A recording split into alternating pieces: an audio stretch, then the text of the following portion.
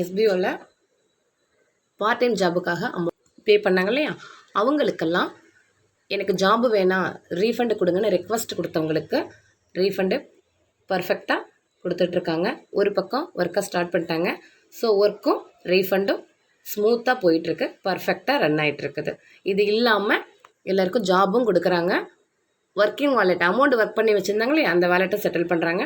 எல்லாமே பர்ஃபெக்டாக ரன் ஆகிட்டுருக்குது. இது இல்லாமல் இது வரைக்கும் பார்ட் டைம் ஜாப் கேட்டகரியில் பார்த்திங்கன்னா ரீஃபண்ட் அப்படின்னு ஒன்று யாருக்கும் கொடுத்ததே கிடையாது. ஃபஸ்ட் டைமாக நம்மளோட எஸ்பிஓ எல்லாருக்குமே ரீஃபண்டுக்கு செட்டில் பண்ணுறாங்க. ஸோ இது எல்லாமே ரீஃபண்ட் வாங்கினவங்களோட பேமெண்ட் ப்ரூஃப்ஸ் தான் இதில் ஷேர் ஆகிட்டுருக்குது. இதில் பார்த்திங்கன்னா தெரியும், எல்லாருமே ரீஃபண்ட் வாங்கினவங்க அவங்களோட ப்ரூஃப்ஸை ஷேர் பண்ணி கொடுத்துருக்காங்க.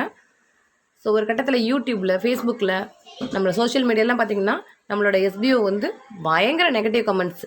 ஆனால் இது அன்றைக்கி நெகட்டிவ் கமெண்ட்ஸ் கொடுத்தவங்க எல்லாருக்குமே அப்படி இல்லை, எஸ்பிஓவும் ரீஃபண்ட் கொடுத்து ரன் பண்ணுறாங்க, இது வரைக்கும் யாருக்கும் எந்த லாஸும் கிடையாது அப்படிங்கிறத ப்ரூஃப் பண்ணுறதுக்காக தான் இந்த வீடியோ க்ரியேட் பண்ணியிருக்கேன். இந்த ப்ரூஃப் ஆஃப் எஸ்பிஓ அப்படிங்கிற குரூப்பில் தான் யாருக்கு சேலரி கிரெடிட் ஆனாலும் எஸ்பிஓவில் ஒர்க் பண்ணுற அத்தனை மெம்பர்ஸுமே இதில் அவங்களோட ப்ரூஃப்ஸை ஷேர் பண்ணி கொடுப்பாங்க.